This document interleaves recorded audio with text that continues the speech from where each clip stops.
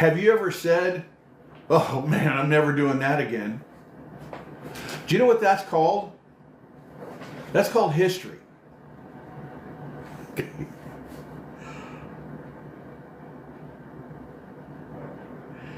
They say that those who do not learn from history are destined to repeat it. But nobody talks about what happens when you destroy the history on purpose. So,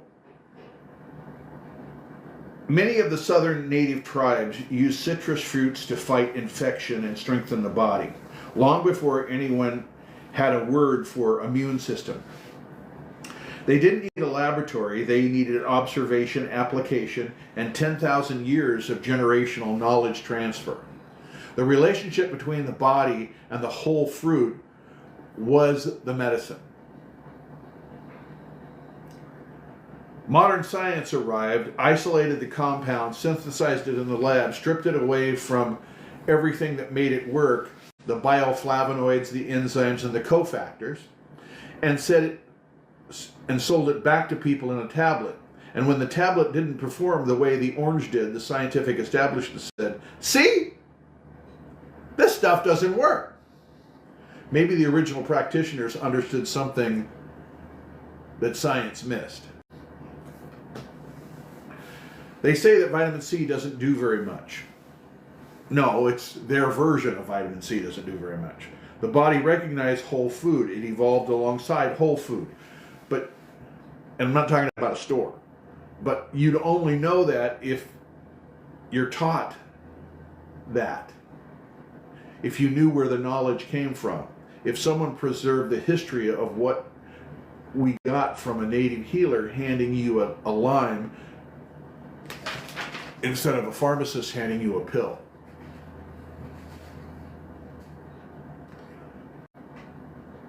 Okay, so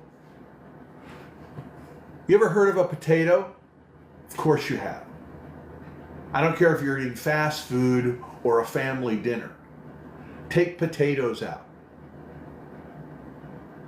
You realize how much, right down to makeup, the base for organic makeup. Okay, so the world almost lost the potato. Industrial agriculture had narrowed global potato production down to a handful of high-yield strains. When a blight hit, the commercial crop collapsed. The answer wasn't in a corporate seed vault. It was in a heritage garden. Some stubborn old soul kept growing the same old varieties he grew up with, and everybody else moved on to the better ones. Go look this up, folks. You don't even have to take my word for it. Go look up how close we came to losing the potato on this planet. Potatoes feed massive portions of the planet. That wasn't a footnote in agricultural history. That was near extinction event for global food supply. Rescued by someone who remembered.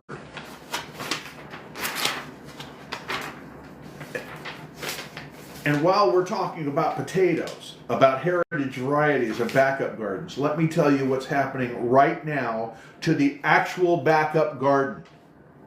Fort Collins, Colorado, USDA's National Laboratory for Genetic Research and Resource Preservation, holds the largest collection of plant and microbial genetic resources in the world. Over 600,000 heirloom crop varieties and their wild relatives, seeds, living plants, genetic material collected from around the globe. It is heritage garden for the entire American food system, and some people say the entire world. These collections for traits and breed crops that can survive new pests, new disease, and changing climate. The collection is valued at 1.5 trillion, like with a T, trillion. It cost 0.0008% of the federal budget to maintain. Doge gutted it. 10% of the staff terminated, student researchers let go, vacant positions frozen. The scientists hired specifically to modernize and improve the collection, fired in the mass probationary purge in February 2025. This is our food supply, folks. You get it? Look, you might love steak, but even cows eat veggies, okay? You gotta have this, we gotta have this. And it comes down to basically like 16 cents per person or something. Without this, without people to do this, we lose the collection and we will not be able to replace it. So if you're dealing with a limited number of seeds of something, I want you to understand this. You're losing a limited number of seeds. That plant doesn't exist anymore.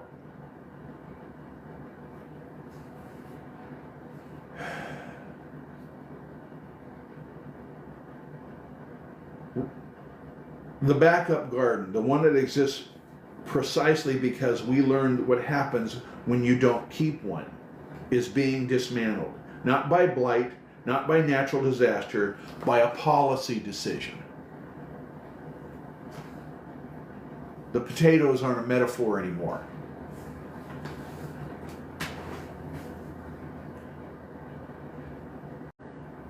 Okay, so chemistry crawled out of alchemy's lap. Astronomy was astrologer's twin until someone drew a line. Psychology owes its debts to shamanic practices and consciousness mapping that existed for a millennia before anyone in Vienna took the credit. Medicine came from herbalism and plant knowledge held by practitioners who were then called witches and savages. The pattern is always the same: extract, rebrand, and discredit the source. But here's the problem. I'm not even talking about that anymore. If we start closing our science laboratories and our museums that are doing nothing more than preserving our existence, I'm sure that there's some kind of waster somewhere. But are you going to quit buying groceries because you have leftovers in your refrigerator? Folks, this is serious. Okay, look up, donate, save these plants, these people, the jobs they're doing, because they're saving our existence. And if you don't care about that, I don't understand you. Okay, the thing is I believe that everybody cares about it. I believe they do. They just didn't know what was going on in their name. This government is getting rid of science and history and storage. And it's pennies in the budget. And they're supposedly saving us all this money. No, they're not. They're grafting it.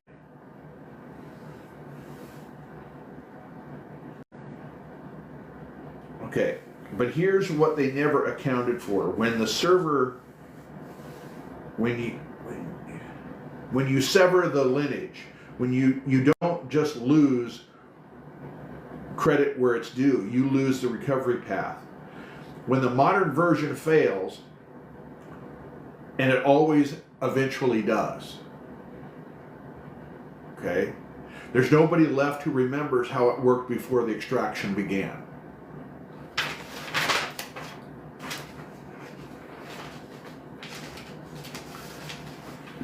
Here's the personal thing for me. My work, my life, my career, my books exist because of a knowledge chain. My grandmother selected me through my teaching, my guardian lineage, all of that. The National Museum of the American Indian sits on the National Mall in Washington, D.C. It's one of the only federal institutions that even attempts to hold indigenous history in the form of public access. Folks, I'm not saying it's great. I'm not even saying it's 100% accurate, because there is kind of a whitewash to it, right? It's now one of 8 Smithsonian museums on a government content review list, which means they want to cut it. So whether you love that presentation of history, it's better than absolutely nothing at all. Remember what I started with? Those that do not learn from the lessons of history are predestined to repeat it. What if you eliminate the history altogether? Who can learn it? Even if they want to, who can? This isn't about me. Consider the computer in your hand, or the AI you're talking to, or the system that runs your hospital, or the water treatment plant, or your power grid. Every one of those technologies exists because someone preserved the knowledge of what came before. Vacuum tubes led to transistors. Transistors led to integrated circuits. Integrated circuits led to microprocessors. Microprocessors led to networks. Networks led to artificial intelligence. Remove any link in that chain and the whole thing collapses. So it is pretty well established that there were ancient civilizations. And whether you think they were more advanced than we are or not, maybe what actually happened to them is they forgot that it's important to keep people around who either know how to build it or how to fix it. Maybe they didn't get rid of maybe they got rid of their history because they didn't like the way it said whatever it said. Folks, this is really critical. And you don't even have to agree with me, but think about it. If you remove any of that, what do you got left? Okay, right now it's the trades are really suffering because people in the trades have been treated like second-class citizens over the really smart ones, or whatever. Try and hire a plumber, an electrician, or anybody else in the trades. Don't believe me? Go look it up. If you get rid of those people, the problem is you don't have any of those people when you need them. The same is true with history.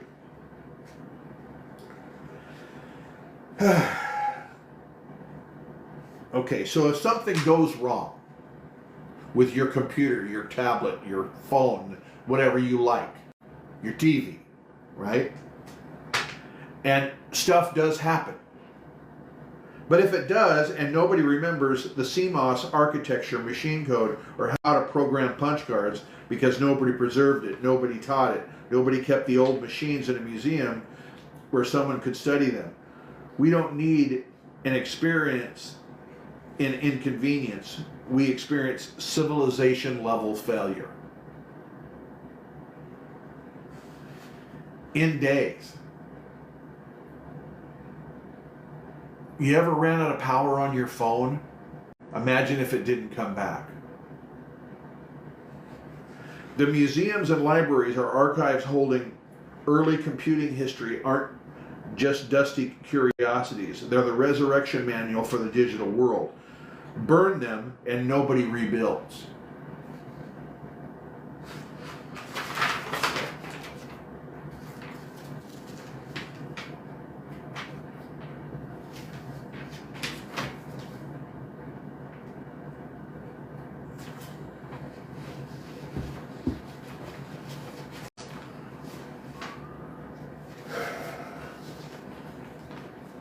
Look, I've talked to lots of people who wish they had the manual or a diary or a journal from their great-grandparents.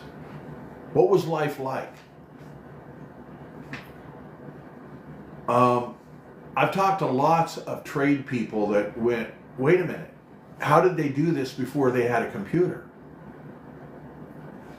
Okay, I personally own a copy of the Handyman Encyclopedia that can tell you how to make a hammer out of a stick.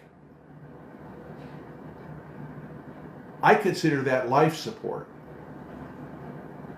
So I'm not just talking out my butt here. We have a government that's trying to destroy our history.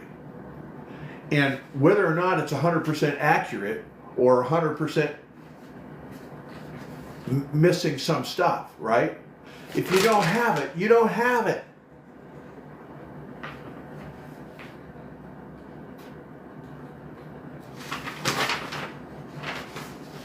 So,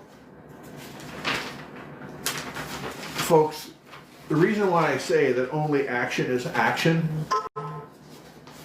where the hell was all the people in Congress when we were tearing down 1/3 of the White House?